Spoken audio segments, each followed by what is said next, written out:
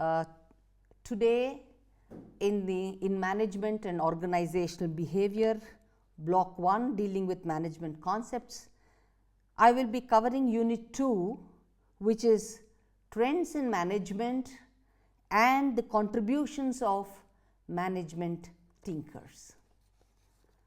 So, talking about the current trends and issues, we are all aware that globalization has paved way for all organizations with a number of opportunities and challenges of operating in a global market. So, no longer are the organizations constrained by national borders. Secondly, the workforce diversity is a big challenge. The workforce today are an heterogeneous group in terms of their gender, race, ethnicity, age, and also the fact that the workforce is getting older. You must understand that workforce diversity is a challenge because there were times where in the past they adopted the melting pot approach, where irrespective of the backgrounds they came from, when they entered into an organization, they had to align with the existing culture. Today, organizations are being more liberal in their outlook. They are understanding that diversity is inevitable, and they have begun to celebrate the differences. And then entrepreneurship is yet another trend which covers 3 important themes. One is the pursuit of opportunities. So, capitalizing on environmental change to create value. Secondly, innovation, where you are introducing new approaches to satisfy unskilled or innovation is introducing new approaches to satisfy unfulfilled market needs. And then the growth, where one mustn't be content to remain small. So, you will see that entrepreneurship's very objective is to continue to be important for contributing to all societies. It includes both, for reasons of both profit and non-profit purposes. And then another trend is one of managing in an e-business world. So, we've all been hearing of e-commerce. So, any form of business exchange or transaction in which parties interact electronically is e-commerce. And today, you find no business without e-commerce. And e-businesses is another comprehensive term that describes the way an organization does its work by using electronic linkages, that is internet based, with key constituencies. It may include e-commerce, it's a larger term, it includes e-commerce.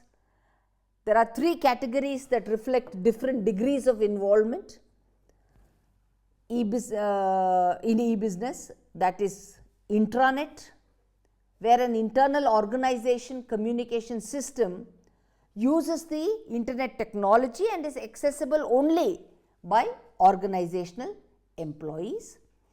And then there are various types of e-commerce transactions. Like for example, we have B2B, which is business to business, where all transactions take place between a company and its suppliers. Then it could be B2C, that is business to consumers, where you have electronic retailing. You also have consumer to consumers, C2C, where electronic markets are formed by web-based auctions. And then you have G2B, that is government to business, where all transactions take place between companies and government agencies. And the categories of e-business involvement could be one where businesses units work within traditional organizations, and these e-businesses enabled organization will be using tools and applications that are used within the traditional organizations. Reason being, the organization's entire work processes would revolve around the e-business model.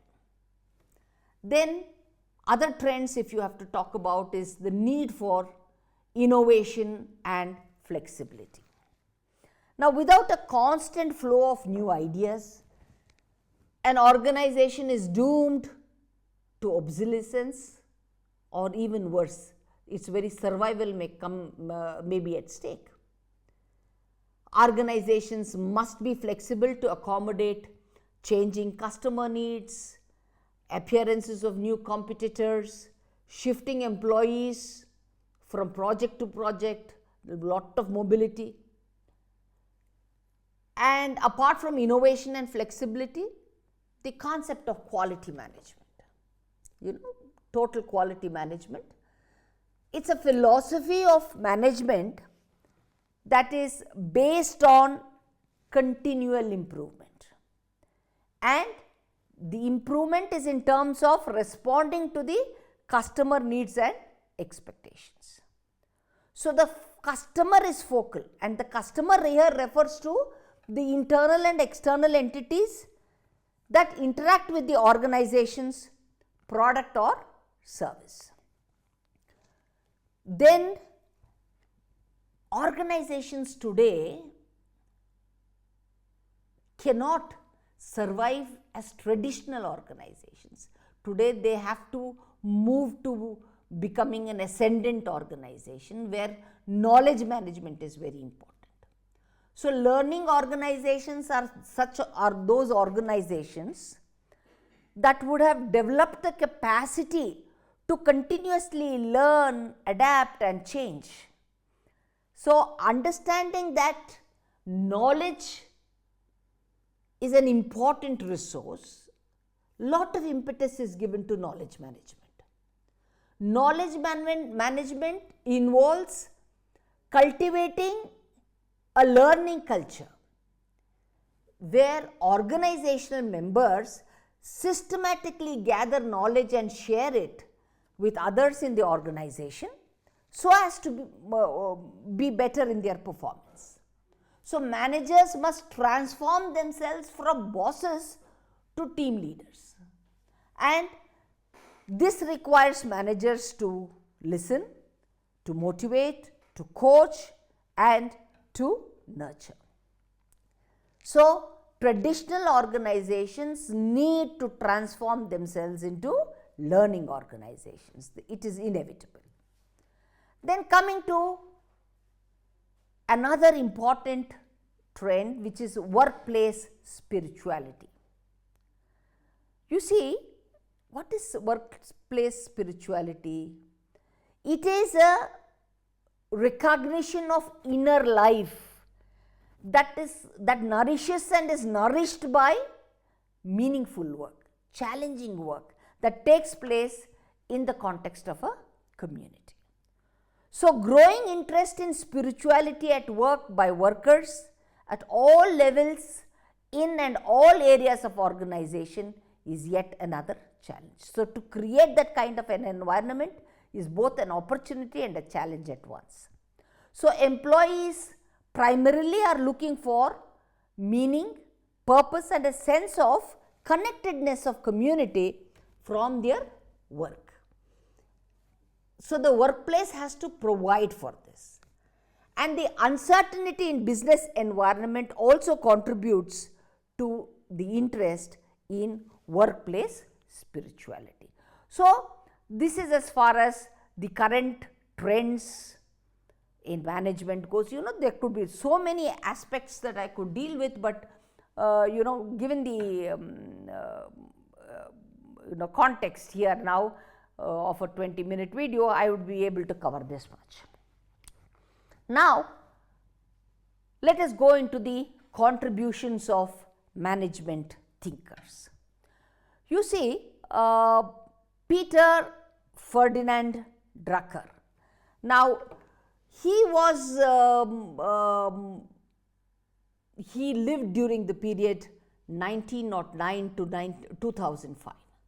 He was born in Vienna, and Drucker outshines all contemporary management thinkers. He has varied experiences and background. He worked in the fields of journalism, in consultancy, assignments, as a professor. He is a person of multifaceted careers. He has written several books, very many books, and important of them are The Practice of Management, Managing by Results, Management, Tasks and Responsibilities, The Frontiers of Management, Managing Non-Profit Organizations, Managing for the Future, Managing in Times of Great Change, several number of books. The Effective Executive, and also The Age of Discontinuity. Now, the writer, Peter Drucker, the writer, the consultant, the economist, was considered as the father of modern management. In fact, he wrote about 39 books. They are very, very popular, and they have explored how humans have organized, been organized across all, frontiers. And Peter Drucker made a contribution in terms of the idea of introducing decentralization. Now, according to Peter Drucker, he was the first to assert that workers should be treated as assets and not as liabilities. Okay? Because that very concept of looking at the human resource as an expense factor, as a liability, is to be eliminated. He originated the view of the corporation as a human community way back in 1950. He argued for the importance of substance over style, for institutionalized practice over charismatic leadership. He wrote about the contributions of knowledge workers in 1970. So, Drucker's primary contribution is not a single idea, but rather it is an entire body of work that has one gigantic advantage. Nearly all of it is essentially right. Drucker has an uncanny ability to develop insights about the workings of the social world and later be proved right in the history. Drucker's contribution was also with respect to management by objective. According to Drucker, a manager's primary task is to manage manage the corporate objectives, break down the objectives into departmental, group and individual measures of performance. He believed in mutual goal setting, and the relevance of Peter Drucker's theories in management are in areas of, as I already told you, management by objective, hierarchy of goals, company vision, mission statements and strategic objectives. Then comes C.K. Prahalad. C.K. Prahalad worked, his period was between 1941 to 2010. He was one of the world's most influential business thinkers and one of the most beloved teachers in the University of Michigan. He had a huge impact on business and business education around the world. He created the base of the pyramid idea, and he changed the way the world viewed India's economic potential. C.K. Prahalad is the author of a number of books in corporate strategy, including the core competence of the corporation.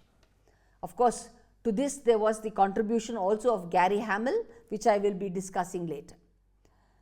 It was in 2010 that they published this, and it was one of the most frequently reprinted articles published by the journal, that is Harvard Business Review. So the concept of core competency is widely accepted today, and C.K. Prahalad's premise was that business models can mobilize socio-economic change by engaging the poor in marketplace profitably. Now, the stimulus behind the formation of C.K. Prahalad Center for Emerging India at LIBA was this. The key point made by C.K. Prahalad in modern competition is less about strategic leaps than incremental innovation that exploits developed organizational capabilities. Now let's look at the contributions of Michael Hammer. Michael Hammer's contribution is in the area of contribution to management theory is the idea of revolution. He was considered the father of re-engineering. Now, one of the ways that he contributed to the evolution of business process was he redesigned the hierarchy of directors, managers and workers. So, Hammer changed the traditional chain of command more into a collaborative relationship. His book, Re-engineering the Corporation, promoted the idea of simplified and the idea of simplifying and reorganizing business departments by having workers to break down their activities into logical bite-sized pieces, then take a clean sheet approach to reassemble their work for greater efficiency and productivity. Managers have to switch from supervisory roles to acting as facilitators, as enablers, as nurturers, and as people whose jobs are those of developing other people and their skills so that those people will be able to perform by adding value to the processes themselves. Now, at the same time, he says the power, those empowered to make the changes at lower levels must know they have the support of top management, or else change won't occur. By challenging traditional assumptions about the division of labor, Hammer often said in his book called The Undoing of the Industrial Revolution, where he has discussed the limitations of the management practices during the Industrial Revolution. Then coming to the contributions of Michael E. Porter.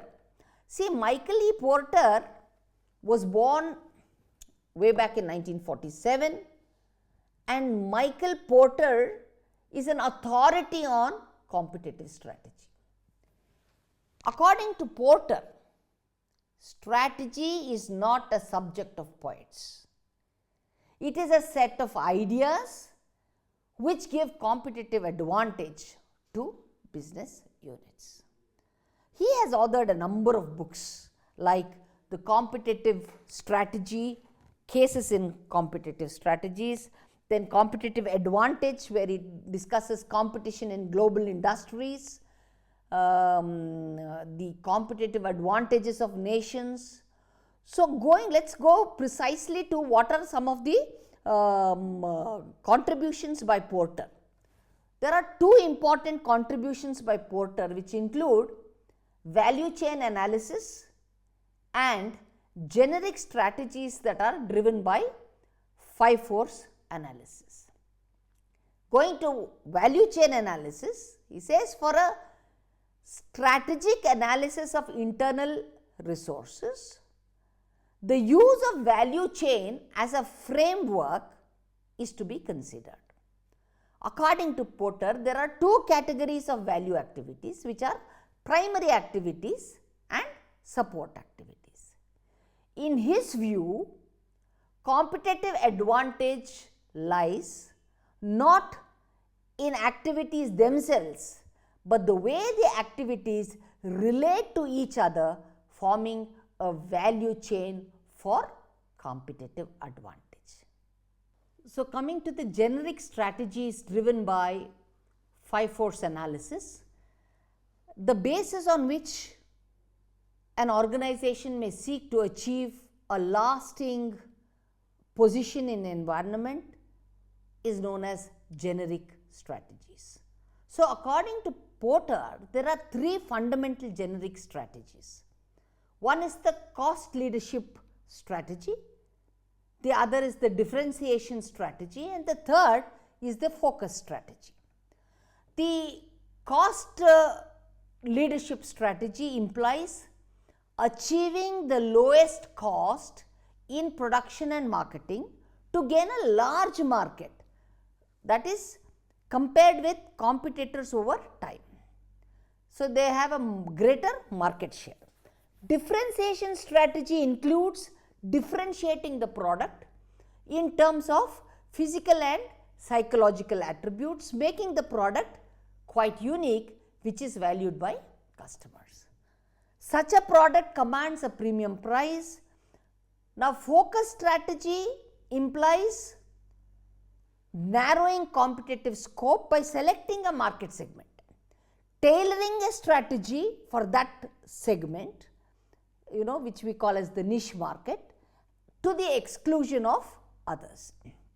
Further, these three generic strategies are driven by 5 competitive forces, which are degree of competitive rivalry among competitors, threat of entry posed by potential substitutes, bargaining power of customers, bargaining power of suppliers, and threat of actual or potential substitutes. Then the skill of a firm lies in choosing the right strategy at the right time in view of the 5-force analysis. Then let us look at Gary Hamel. I had told you while talking about the contributions made by other thinkers, Gary Hamel believes that managers should make room for the creative expression of the employees in order to facilitate innovation. There are a number of management thinkers. Furthermore, Tom Peters, Jack Trott, then you have Rees. Of course, you should make you yourself should be trying to make inroads into material on these things. There is enough and more that is available. So, this completes the unit 2 of block 1, discussing on trends of management and the contribution of management thinkers. Thank you.